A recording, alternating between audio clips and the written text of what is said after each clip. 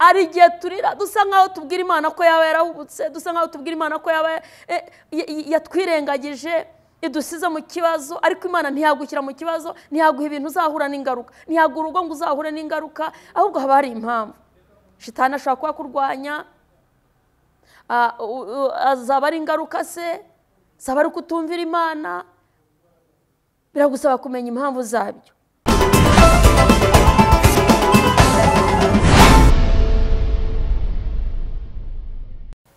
Yesu nashimwe, Yesu wacu ahabwe icyubahiro. Ndashima Imana cyane muri iki gitondo. Ni igitondo cyiza, ni igitondo cy'amahoro Imana yaturemeye kugira ngo tunezerwe. Ndashima Imana. Ni Gatera Jose guturuka muri Philadelifia. Ndashimira Imana yo mu ijuru kubw'uburinzi bwayo. Imana iraturinda. Imana iraturinda uburinzi bwayo, ntabwo wabona icyo utanga kubw'uburinzi bwayo. Kuko Bibiliya iravuga ngo Uwiteka atarinze umudugudu, abawurinda babera amaso ubusa. Ndashima Imana rero kubw'uburinzi bwayo. Uwiteka atakurinze, abazamu, abasekirite ntacyo baba bakora. Rero Imana ishimwe ko iturinda, Imana ishimwe ko yakurinze. Birashoboka ko nta n'umusekirite ufite, birashoboka ko nta n'umuzamu ufite, ariko Imana yarakurinze. Yakurinze ibintu byinshi, yakurinze intambara zitandukanye, yakurinze ibikomeye biteye ubwoba. Imana ishimwe. Bibiliya ivuga ngo muzaca mu mazi ntazabatembana, muzaca mu muriro ntabwo muzashya. Bivuga ngo ibyo tubinyuramo nubwo turi abakristo, umuriro ni bya bibazo, amazi ni za ntambara, ariko ngo ntabwo azadutembana. Turi kumwe n'Imana rero. Nabasuhuzaga ni Gatera Jose nkuko bisanzwe guturuka muri Philadelifia. Ndabashimiye inshuti zacu, abakunzi b'umusaraba, abadukurikirana, abadusengera, abadushyigikiye muri uyu murimo wa Kristo wo gutangaza inkuru nziza, wo kubwira abantu ngo nibiyeze, wo kubwira abantu ngo nibihane, wo kubwira abantu ngo nibagarukiraho, wo kubwira abantu ngo nibamenye abari bo, abo kubwira abantu ngo nimukizwe, nimushake Imana bigishoboka. Hari igihe kizagera ntibigukundire, hari igihe kizagera ntibyemere. Biragusaba rero gushaka Imana bigishoboka, bigishoboka kwibonwa, bigishoboka kuyambaza ikakumva. Wibikeho ijambo ry'Imana, wibikeho ijambo ry'Imana kugira ngo Imana igushyigikire, ikugirire neza. Imana yo mu ijuru igufashe, Imana yo mu ijuru igushyigikire. Uyu munsi turaganira ku ijambo ryiza Imana yashyize ku mutima, kumenya impamvu, kumenya impamvu zabyo, kumenya impamvu zabyo, kumenya impamvu zabyo, kumenya impamvu z'ubwo buzima urimo, kumenya impamvu z'ubwo burwayi ufite, kumenya impamvu z'ikibazo uhagazemo, kumenya impamvu z'intambara uhura nazo, kumenya impamvu ukeneye kumenya impamvu mu Kristo. Kuko abantu benshi bahora mu rujijo, bakaba bati ngewe kuva nakizwa nta mahoro ndagira, kuva nakizwa natangiye kwinjira mu rugamba. Bivuga ko gakiza ariko kamuzaniye intambara, ariko ntabwo ari ko biri, ntabwo ari ko biri. Ahubwo haba hari impamvu, haba hari impamvu, haba hari impamvu rero, haba hari impamvu. Ariko uyu munsi nkuzanije ijambo rivuga ngo kumenya impamvu zabyo, z'ibyo bibazo, z'izo ntambara, z'ubwo burwayi, z'ubwo bushomeri, z'uko kubura akazi, z'uko kubura urubyaro. Hari impamvu mwene data, hari impamvu. Niba uri umukristo ugomba kumenya, ukiha amahoro, ukamenya icyo gukora, ukaba ngo reka ndebe icyo nkora. Kuko ubuzima urimo buba bufite impamvu. Hari impamvu wabonye akazi, hari impamvu ukora, hari abashomereye, hari impamvu ubyara, abandi hari abatabyara, hari impamvu umeze neza, hari abafite ibibazo. Ugomba kumenya impamvu, bityo bigatuma usenga Imana ufite icyerekezo. Niba ari shitani, nababwiye ko hari impamvu eshatu zituma umukristo aba mu buzima bugoye. Hari igihe Imana iguha agakiza ukaca mu bibazo, ari ishuri ryayo, iyo nayo ni impamvu.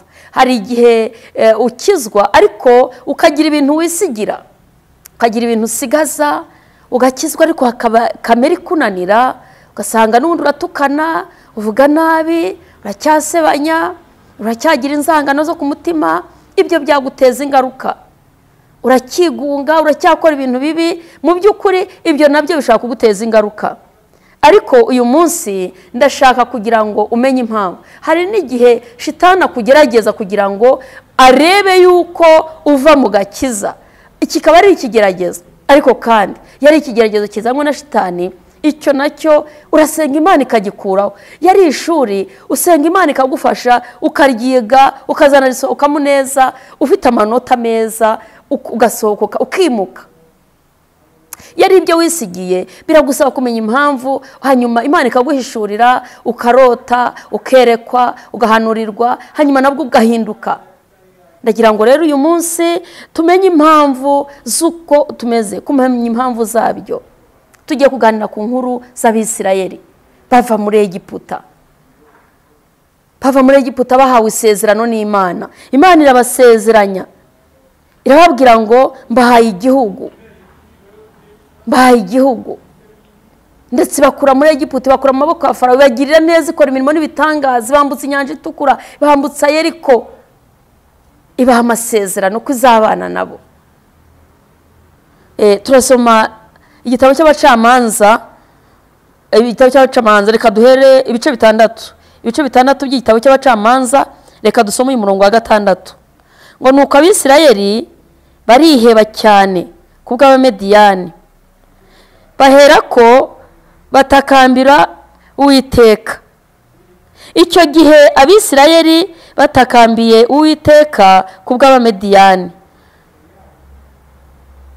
Uwiteka abatumaho umuhanuzi, arababwira ati Uwiteka Imana y'Abisirayeli iravuze, Uwiteka Imana y'Abisirayeli iravuze iti, Uwiteka Imana y'Abisirayeli iravuze iti, nabakuye muri Egiputa no mu nzu y'uburetwa, nuko mbakiza amaboko y'Abanyegiputa n'amaboko y'ababarenganyaga bose, mbirukana imbere yanyu, mbaha igihugu cyabo. Imana ishimwe. Ndababwira nti ndi Uwiteka Imana yanyu, mwe kubaha imana z'Abamori bene iki gihugu, mwe kubaha imana z'Abamori bene iki gihugu, ariko mwanga kunyumvira. Nabakuye muri Egiputa, mbaha igihugu. Ndababwira ngo mwe kubaha imana zabo, ariko mwanga kunyumvira. Abisirayeli bari bagize ikibazo, Abisirayeli bari barushye, Abisirayeli bari bagowe. Imana ibakura muri Egiputa yagendanaga nabo, yabahaga amasezerano ko itazabasiga. Ariko ngo bagera igihe bahura n'Abamediyani barabarwanya. Abisirayeli baneshwa n'Abamediyani, Uwiteka ababwira impamvu. Abisirayeli baneshwa n'Abamediyani, Uwiteka ababwira impamvu. Barataka baravuga ati tuzize iki? Ko ari baratubwiye kuzabana natwe, ko ari badukuye muri Egiputa duhaye amasezerano. Ariko Imana ibabwira impamvu. Irababwira iti nabakuye mu gihugu, nabakuye muri Egiputa mbaha igihugu, ngikuramo bene cyo. Ariko nababwira ngo ntimuzakorera imana zabo, ntimuzitware nk'uko bitwara, mbajyana mu gihugu cy'amahanga. Ndakwimura ngukura iwanyu mu cyaro, ndakwimura ngukura aho wari utuye, ngukura mu buzima urimo, ndakubwira ngo nkujyana mu mujyi, ndakubwira ngo ntuzifate nkabo, ariko wanga kumva. Niyo mpamvu muhuye n'ibi bibazo, niyo mpamvu Abamediyani babanesheje, niyo mpamvu Abamediyani babarwanije. Mwene data, ubuzima urimo bufite impamvu, hari impamvu. Rero ndagira ngo uyu munsi urebe, hari impamvu. Abisirayeli baneshwa n'Abamediyani si uko batari bafite isezerano ry'ubutsinzi, ariko Imana yavuga ngo nabakuye mu gihugu cyo muri Egiputa mbaha isezerano. Ndababwira ngo ntimuzakorera imana zabo, muranga. ntimwanga kunyumvira. Iyo yari impamvu ikomeye yatuma Imana idakomezanya nabo. Igihe cyose iyo tutumviye Imana amasezerano arahinduka, amasezerano arahinduka, urukundo rw'Imana ruragabanuka kuri wowe. Rero ndagira ngo umenye impamvu z'ubuzima uhagazemo, tugusengera Imana. Uyu munsi uzamura ikiganza cyawe uvuga uti Imana, ibi bintu mpagazemo impamvu yabyo ni iyi. Dusome ibice byaho 7 muri Yoshua ibice 7, Yoshua ibice 7, turahera ku murongo w'10. Imana itugire neza. Turahera ku murongo wa 10, ibice 7 umurongo wa 10. Duhere ku murongo wa 6. Ngo Yosuwa arira asobanuza Uwiteka impamvu zabyo. Ahangaha Yosuwa nawe yararize asobanuza Uwiteka impamvu zabyo. Yarahuye n'ibibazo, yari ku rugamba.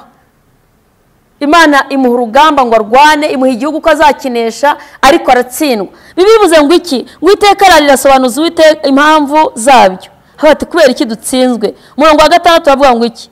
Nuko Yoshua abyumvise ashishimura imyenda ye, agwa yubamye imbere y'isanduku y'Uwiteka. Ageza nimugoroba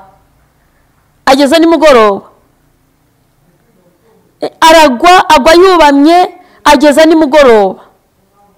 We n'abakuru b'Abisirayeli bitera umukungugu mu mitwe, bari kurira. We n'abakozi b'Imana bakoranaga b'Abisirayeli bitera imikungugu mu mutwe. Yari yumvise inkuru y'uko ingabo zabo zapfuye. Nuko Yoshua aravuga ati, ayiwe Nyagasani Imana, niki cyatumye wambutsa aba bantu? Niki cyatumye wambutsa aba bantu Yorodani ukaba udushyize mu maboko y'abanzi bacu? Imana idufashe. Natwe tujya tugera igihe tukabata Imana, niki cyatumye unjyana muri iki gihugu? Niki cyatumye umpa aka kazi? Ni ari igihe turira dusa nkaho tubwira Imana ko yaba yarahubutse, dusa nkaho tubwira Imana ko yaba yatwirengagije, idusize mu kibazo. Ariko Imana ntiyagukira mu kibazo, ntiyaguha ibintu uzahura n'ingaruka, ntiyaguha urugo ngo uzahure n'ingaruka, ahubwo haba hari impamvu. Shitani ashobora kuba kurwanya, azaba ari ingaruka se, zaba ari kutumvira Imana. Biragusaba kumenya impamvu zabyo. Umurongo wa 10 havuze ngo iki? Ngo nuko Uwiteka abwira Yoshua ati, byuka, niki gitumye ugwa wubamye? Abisirayeli baracumuye, kuko baciye ku itegeko ryanjye n'abategetse, bagatwara ku bintu byashinganywe. Abisirayeli barateshutse, baciye ku itegeko ryanjye, bakoze ku bintu byashinganywe. Byuka. Ngo yari yirije umunsi asenga. Hari igihe abantu basenga, ariko ayo masengesho yasenze utazi impamvu z'ikibazo urimo, ugasanga Imana rimwe na rimwe ntabwo iri kuyumva, ntabwo yahaye agaciro. Yari yiriwe asenga atakira Imana, avuga ati dore ibyo duhuye nabyo, icyatumye udukura muri kiriya gihugu, cyatumye utwambutsa Yorodani sinkizi, abanyakanani nibabyumva bazaduseka. Ariko aravuga ngo niki gitumye urira, niki gitumye usenga, uvuga ayo magambo? Abisirayeli baracumuye, bafashe ku byashinganywe, barateshutse. Igihe cyose iyo ducumuye ntiduce bugufi ngo twiyeze, ntiduce ngo twihane, ntitumenye ikosa twakoze, ntabwo Imana ikomeza kubana natwe. Ndagira ngo usengere muri iki gitondo, nkwereke Imana yo mu ijuru igushyigikire. Hari impamvu z'ubwo buzima, ariko urebe neza. Ni shitani ukugerageza, ni ingaruka z'ibyo wisigarije, ni ishuri urimo, ariko Imana igutegeye amaboko kugira ngo ikugirire neza. Nkuzaniye ijambo ngo Imana iracyahari kandi igamije kugira neza. Urakoze Mwami Yesu.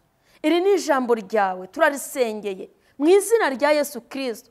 Hari umuntu uri mu kibazo, ariko akeneye kumenya impamvu. Wamusura, wamwiyereka, wamwigaragariza mu izina rya Yesu Kristo.